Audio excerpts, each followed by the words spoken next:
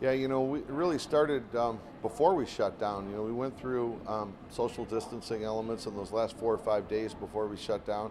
And then as soon as we shut down, we started working on what could we do to enhance our cleaning procedures? What could we do to enhance safety? And then, during the month of March and then the month of April, more information keeps coming out. So it's continued to evolve. But, I think we've worked very closely with the Gaming Control Board, with the state. Obviously, we're following all CDC guidelines, and what we're trying to do is either meet or exceed, all these guidelines. And we're ready. I think our processes are ready to go. I would say probably one of the biggest things that we're doing is we're bringing in thermal scanners for all of our doors at the Golden Gate and the D. We've had a good amount of time to practice just being able to get people in an orderly fashion. It doesn't make a lot of sense to have people standing outside for 15 minutes, in 110-degree heat, when in fact you can move people through pretty quickly. But we've been getting people through at a rate of about one person every about 1.4 seconds. So we think that's pretty good, and we've got 17 of them. So I think we'll be able to move people through pretty quickly. And although it's not required, we're gonna open with that. And our thought is it's gonna make some of the customers that come inside the D and the Golden Gate, maybe feel a little safer. And I think everybody wants to feel safe, but everybody wants to get out and have a little fun. Social distancing at slot machines, places where people sit down, blackjack tables, things where there's chips. So what are going to be the protocols in terms of sanitation and social distancing in those areas? Yeah, I think one of the key things that we're going to implement is we're going to implement the fact that we're putting thermal scanners outside of all of our entrances. So the regulation stipulates that all hotel guests need to go through a scanner. We're going to do it at all of our hotel doors for everyone coming in. So that's going to be one rather significant change for us versus when we closed. And then as far as the tables go, we're going to have 3 people per blackjack table to start with. We're going to have 3 people per side on each side of the dice game. So those are a couple of bigger things that'll be a little different than maybe if people were here a year ago. Definitely. And then we saw on the slot machine, some of them have like a tape over where you put the money in. Is that so like only a certain amount of people can sit there, or? Yeah, we're gonna open with an element with every other chair removed, and yet we're gonna keep the machines on as part of our safety plan as of this point. And the reason we're doing that is we've been pretty active in talking with the control board that it doesn't. From our perspective, it really didn't make a lot of sense that if you have a quarantine group or quarantine family, boyfriend, girlfriend, husband, wife, it doesn't make sense to split them up necessarily. Often, they're going to feel much more comfortable being next to each other if they've been quarantined together for 10 weeks. So we're going to leave the machines on, but we're going to be pretty active with regards to making sure people adhere to social distance.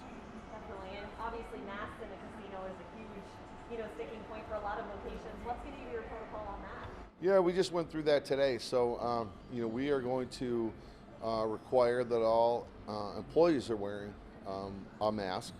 And as far as customers go, we're going to offer that to customers that come in. I expect many people that walk in are going to either have their own mask or something with their own logo, or medically some type of mask that they prefer. For people that don't have a mask, we will offer them a mask if they like a mask. So that's going to be something unique. If somebody walks up to the table and asks for a $100,000 credit line, we will ask them to pull their mask down just to make sure we know who we're giving the money to. Yeah, definitely. In terms of sanitation, you talked a little bit about it, but when it comes to hotel rooms and different parts of the building, what other ways are you guys stepping that up to keep people safe? Yeah, I think from the hotel perspective, I think some of the cleaning practices, not just really what we're doing, but also what the linen companies around town are doing, and the procedures to maintain the safety, to maintain when there are dirty linens that go out, that they're able to be moved out in a controlled environment and things like that. So I think really in some ways that there's an awful lot of enhancements that are taking place with regards to hotel rooms, not just in Las Vegas, but around the country. And then when you think about some of the more heavy touch surface elements, such as a remote control or a house telephone in your hotel room, obviously there's far more far more cleaning that takes place and different enhancements that go along with a room turn. So obviously there's been a lot of focus on the strip and the strip protocols through all this. So downtown is, a lot more locally oriented, family owned, smaller in that respect. So how would you say it's been different for you guys through this process downtown in Las Vegas versus Las Vegas Boulevard? Well, I think, I'm fortunate I get to be on the board at the Fremont Street Experience, so we're legally all partners in the Fremont Street Experience. We've met every Tuesday to talk through, hey, what did you find out? Did you have a new product? Did some new vendor come in? So we've all kind of worked through things. That's kind of like what we always do. But I would say in a time like this, I've talked to Matt Maddox at Wynn often. I've talked to people at Caesars and at MGM regularly.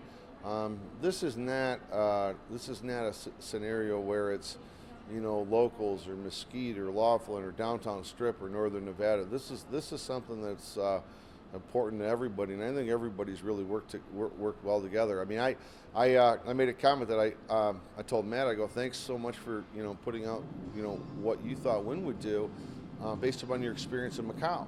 And that really has helped a lot of Las Vegas out. So I think this is a situation where everybody's really worked together.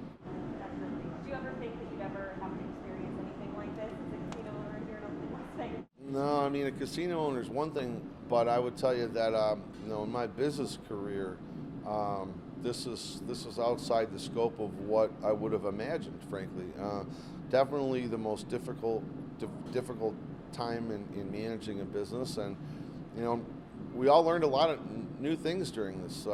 Learned how to have conference calls on Zoom and Microsoft Teams often, and we've really tried to go out and make sure we talk to a lot of our employees. Want to make sure they're doing okay, and like I told them, and I said this on my very first meeting was probably around the 20th of March, and I said the commitment I'll give to everybody here is I commit that we will reopen on the first day and the first minute we can.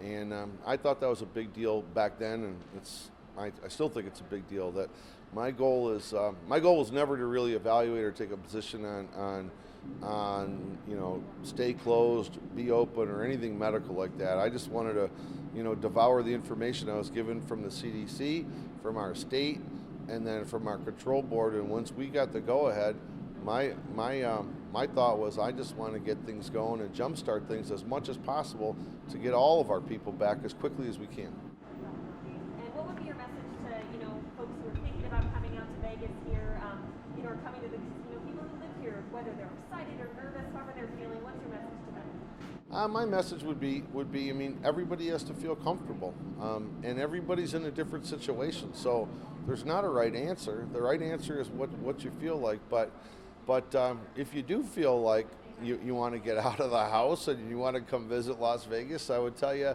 it's probably safer and cleaner than what you've ever seen before. And I think what's happening with the hotel casino properties, I think we've all taken it to another level. So I think we're as prepared as we could be. There's been a lot of unknowns in all this, but I think we're as prepared as we could be, and we want to welcome people back to Las Vegas. That's kind of why we did the flights here today. Yeah, and, we can segue and talk about that real quick. So how did you come up with that idea? Well, the one thing we wanted to do is we wanted to make sure that we supported an industry that really got decimated, just like hotels did, but frankly worse, and that was the airline industry. And Las Vegas is very dependent upon the drive-in market, very dependent upon locals, but also the fly-in market's critical. So when we came up with this idea, we just thought, well, let's support the airlines and help Las Vegas at the same time. So we thought if we could reach out to the airlines and buy 1,000 flights on various U.S. airlines, that would help them, and it would let them know that us from Las Vegas, we're thinking about them and their industry. And at the same time, if we bring people to Vegas, it might be good for our business. Like I think I said in my video, I hope and my team hopes you may want to stay at one of our hotels. But if you don't, that's okay too, because if you want to stay at the Golden Nugget, or if you want to stay at Wynn or Caesars or Bellagio, we got to get people back to work. So it's good for our community. Las Vegas needs these customers. So we kind of thought that doing a promotion like this was great for Vegas as a whole. And one of the craziest things was, we bought these 1,000 flights, and in just a few hours, we had 5,000 people look for the flights. So the first 1,000 were gone in less than 2 hours. It was crazy. So we just put out another tweet, and I had my guys working on something. So we added 9 more cities and a whole bunch of other flights. So we're having a little bit of fun with this, and I just think it's a great thing for Las Vegas. So great. And I forgot to ask, smoking. I know there's been a lot of discussion of whether to continue allowing smoking on the casino floor because of the coronavirus. What's your stance on that? What are you guys going to do on that? What's my stance on? I mean, what are you guys gonna, what protocols are you gonna follow? Are you still going to allow smoking, or is that gonna be restricted, or? No, I mean we're gonna continue to offer smoking. I mean there's a combination of smoking and gambling that kind of goes together. I think with some of the increased airflows that you're going to see in some casinos, I think that'll provide for maybe a better environment than what we had before. And obviously, for some properties that wanted to minimize smoking or have separated, non-smoking sections, I think that's great too. I think you're going to end up having more consumer choice. Definitely. I just saw the ashtray, made me think of it. Is there anything else you want to add? No, I think we kind of covered it. Awesome.